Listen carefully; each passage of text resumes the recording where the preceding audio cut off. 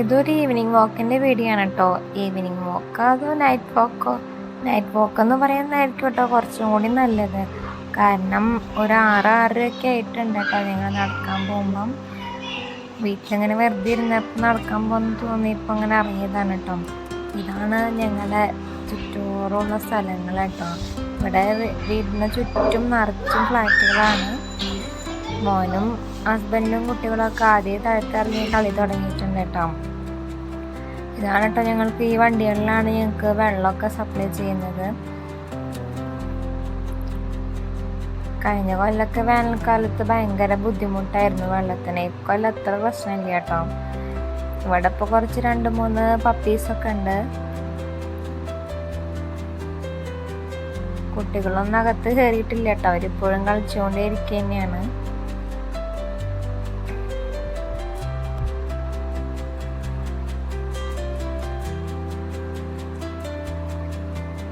ഇവിടെ റോട്ടിലൊക്കെ നിറച്ചും നായ്ക്കളാണ്.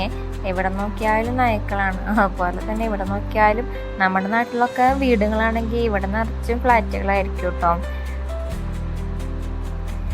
നമ്മുടെ നാട്ടിലെ വീട് പോലെയാണ് ഇവിടെ ഫ്ലാറ്റ്.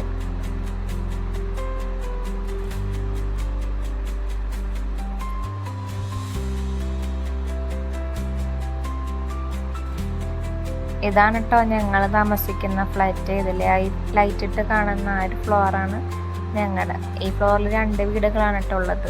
അതിൽ സ്റ്റെപ്പ് കയറി വന്ന ആദ്യത്തെ വീടാണ് ഞങ്ങളുടെ. ഈ ബിൽഡിങ് ഞങ്ങൾ വരുന്ന സമയത്ത് പണി നടന്നുകൊണ്ടിരിക്കുകയായിരുന്നു. ഇപ്പോൾ പണിയൊക്കെ കഴിഞ്ഞു.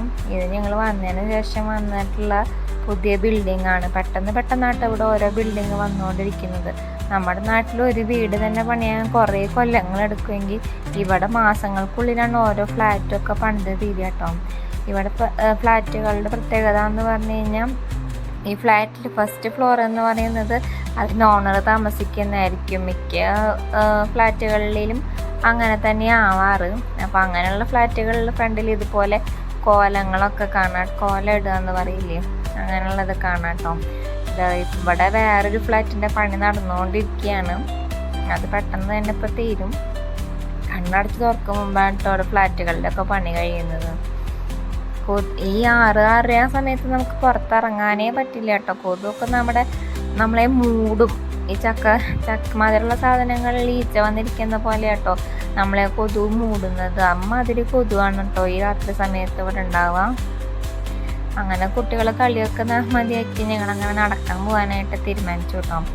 അങ്ങനെ ഞങ്ങൾ നടക്കാൻ പോവാണേ.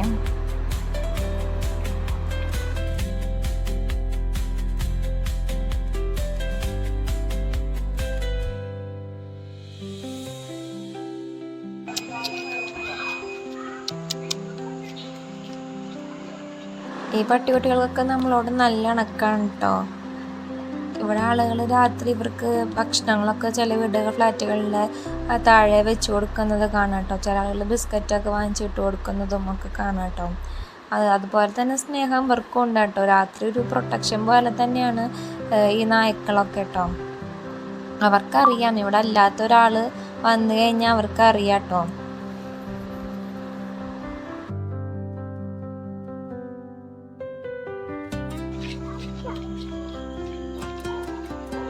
കുറച്ച് നടന്നു കഴിഞ്ഞാൽ മോളെ അപ്പം എത്ത് കയറി. അവൾക്ക് നടക്കാൻ നല്ല മടിയാണ്. ഇതാണ് കേട്ടോ ഞങ്ങളുടെ ഫ്ലാറ്റിലേക്കുള്ള വഴി. ഈ ബേക്കറിയിൽ നിന്ന് ഞങ്ങൾ ഇടയ്ക്ക് പപ്സും ചായയൊക്കെ കഴിക്കാൻ ഇറങ്ങാറുണ്ട് കേട്ടോ രാത്രി ഇതുപോലെ നടക്കാൻ വരുമ്പം. കണ്ട റോട്ടിൽ ഇതുപോലെ നിറച്ച് നായ്ക്കളാണ്.